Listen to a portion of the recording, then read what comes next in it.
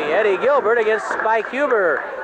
Huber has been through the wars of late, his battles with Ken Viterra, and he's taken some lumps. He's nursing a sore shoulder. Really got the wind knocked out of him last weekend. Couldn't catch his breath for a good 15-20 minutes after he was helped in the ring. But he's got some bruises and some lumps. He's paying the price, but then again, any top wrestler has to pay a price. Eddie Gilbert knows that.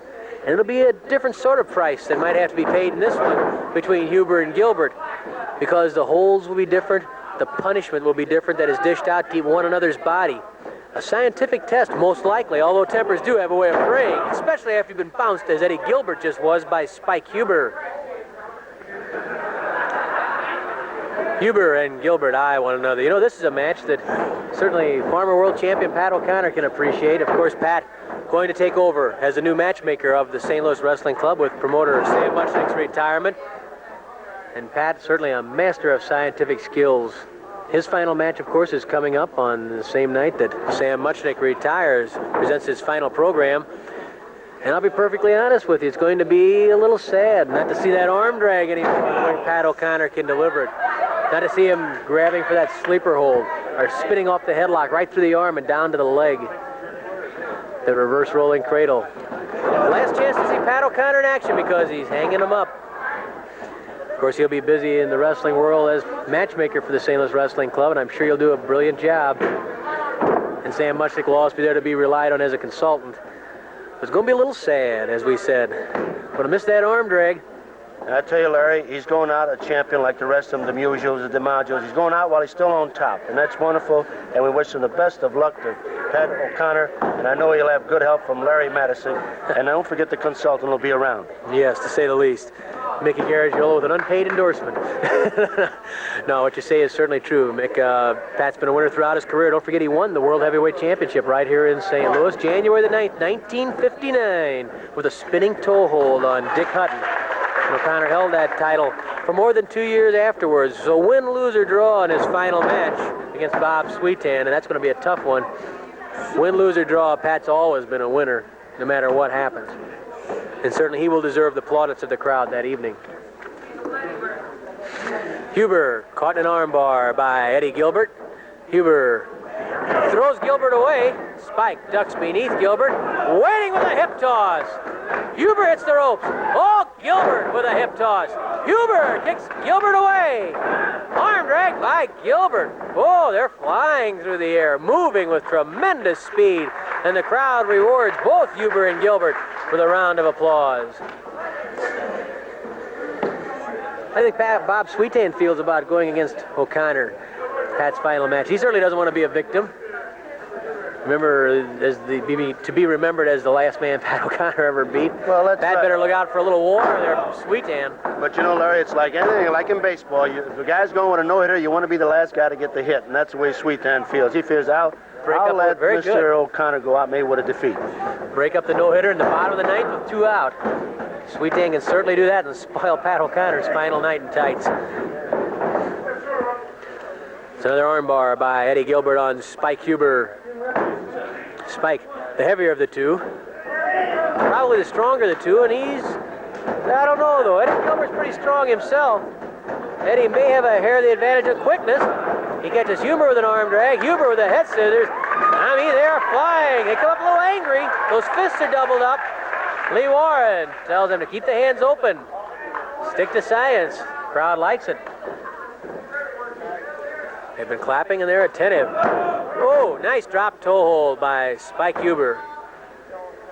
One of the most amazing sights I think I've ever seen in wrestling is when Crusher Blackwell at 480 pounds can pull off that same move. And he does it very well, almost as well as Huber did it right there. Gilbert reaches for the arm of Huber.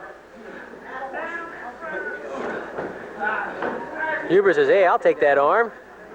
Tries to go into a hammerlock, but now Gilbert, well, I thought he had the head for a second. He's trying to get that head into a headlock position. Spike pulls on the chin of Gilbert. Hooks the arm. Oh, Gilbert's on the shoulders. Count of 1, count of 2. And as you can see, perfectly thanks to the brilliant camera work here by the KPLR staff, that shoulder came up right at the count of 2. 5 minutes have expired, 5 minutes left. Spike Huber caught in a hammerlock by Eddie Gilbert. Huber, nice move again. How did he get to that drop toe hold? That was tough to do. Required a great deal of agility. Good move by Spike Huber.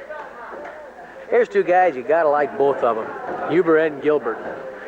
Always give 110% and a little bit more.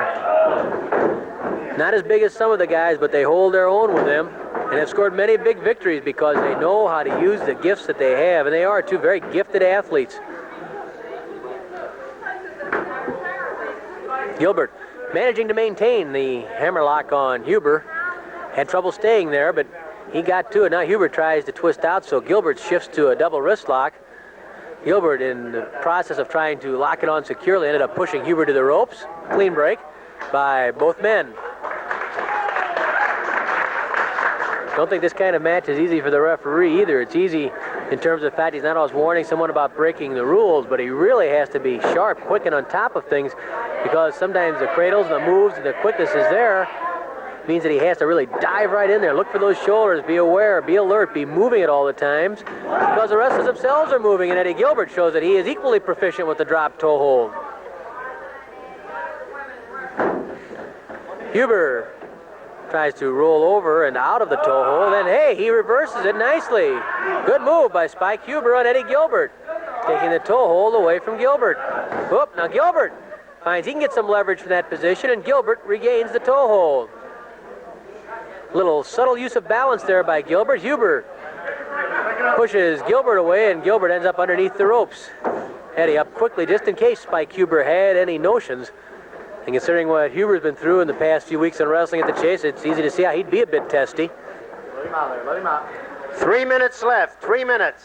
Let's go, Gilbert, let him out there. Gilbert pulls Huber out of the corner to try and throw a flying heel on Huber, but Huber skipped away, and Huber, a little cautioning point at Gilbert. It wasn't really a non-clean break, but it sort of was trying to take advantage of the men on the ropes. Fireman's carry by Spike Huber on Eddie Gilbert. Spike hits the knee into the head of Gilbert and then pulls back on the arm. Perfectly applied arm lock. As you can see, look where the knee is. Look how the pressure's back behind the elbow, pulling that elbow back. Putting a lot of pressure in the tricep muscle. And if you need any information about anatomy, you can always go to our good friend, ring announcer Mickey Garagiola, because he knows anatomy. He knows those muscles. And who will refer you to Bob Bowman, trainer of the Cardinals. Gilbert, I'll drive him down there. I don't blame you. Gilbert pushes Huber back to the corner. Clean break, that time from Eddie Gilbert. Both men are a little cautious at this point. They found out they're both about equally quick and equally adept at putting on hold. Oh, Huber pitching to the corner. Gilbert charges in, flying head scissors by Eddie Gilbert. Huber a bit groggy after he was pulled out of that corner. Here comes Gilbert again. Oh, Huber ducks, and Gilbert ends up catching the top rope right into the lower abdomen. Huber covers Gilbert, but Gilbert took a bit of a shot there on the top rope. He's groggy. Flying tackle from Huber. Here comes Huber again. Oh, Gilbert ducks, and Huber stumbles and flies over the top of Gilbert. Oh, Huber shaken up, and so is Gilbert, as Huber, when flying through the air, hit the mat, hit the rope. He's groggy, so is Gilbert, and they're both a bit the worse for wear. That's when I said they were being cautious. They both opened up. Oh, flying tackle attempt by Gilbert, and Huber ducked beneath it, and Gilbert flew right out of the ring.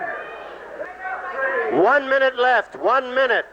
The count is 20 down on the floor, and Lee Warren's up to 5 as Eddie Gilbert tries to regain his bearings. This match certainly has opened up, and it's become a very gambling, dangerous match. Both men have really taken some hard spills. Huber with a front face lock lifts Gilbert. Body slam by Spike going for the pin. Good idea after the tumble that Gilbert took outside the ring onto the hard floor. Huber thrown to the ropes. Flying tackle, and again, both men groggy after colliding when Huber came off the ropes. The referee beginning the 10 count. If they're both down to the count of 10, well, the match will be ruled a draw. But they're both coming up, so the referee stops the count. Huber trying to get Gilbert up for that airplane spin. There it is! The airplane spin by Spike Huber. Round and round and round. Look out, round. He's trying to keep him up. Huber reeling, and both men go tumbling down. There's the bell. The time limit has expired as Huber tried to put Gilbert away with the airplane spin. They're trying to get at one another again. Huber and Gilbert not realizing the time limit has expired. And Lee Warren trying to pull the two apart. The match is a draw, and it was a good one. A real fine match between Eddie Gilbert and Spike Huber. Here's Mickey Garagiola. With time running out, referee Lee Warren declares the match a draw.